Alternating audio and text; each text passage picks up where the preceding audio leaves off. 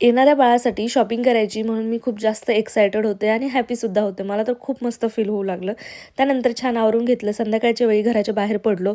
इथे एक रस्त्यामध्ये मंदिर आहे जिथे आम्ही नेहमी जात असतो. सो तिथे जाऊन छान दर्शन घेतलं. तिथे वारकरी मंडळी छान भजन करत होते. तिथे 5 मिनिटं वेळ घालवला आम्ही.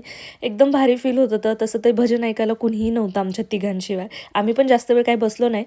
कारण आम्हाला पण पुढे जायचं होतं. त्यामुळे तिथून लगेच निघालो. डी-मार्टला पोहोचलो. डी-मार्टला आम्ही इथे छोटं शोधत होतो छोट्या बाळांच्या गोष्टी, ज्या की आम्हाला अजिबात आवडल्या नाही. मला तर बिलकुलच आवडत नव्हत्या. म्हणजे काहीच व्यवस्थित कलेक्शन नव्हतं डी-मार्टचं.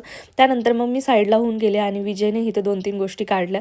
आता त्या काय काढल्या आणि काय नाही ना, किंवा आम्ही बाळाची काय शॉपिंग केली आहे, हे मी तुम्हाला नेक्स्ट व्हिडिओमध्ये सांगेल. आणि बाळाची एवढ्या लवकर आम्ही शॉपिंग का करतो, ह्याचंसुद्धा आन्सर मी तुम्हाला नेक्स्ट व्हिडिओमध्ये करेल. त्यानंतर मग शॉपिंग झाली. पॉपकॉर्न घेतले आणि पॉपकॉर्न खात बसलो आम्ही इथं. कारण मला 2-3 दिवस झाले पॉपकॉर्न खाण्याची खूप जास्त इच्छा होत होती.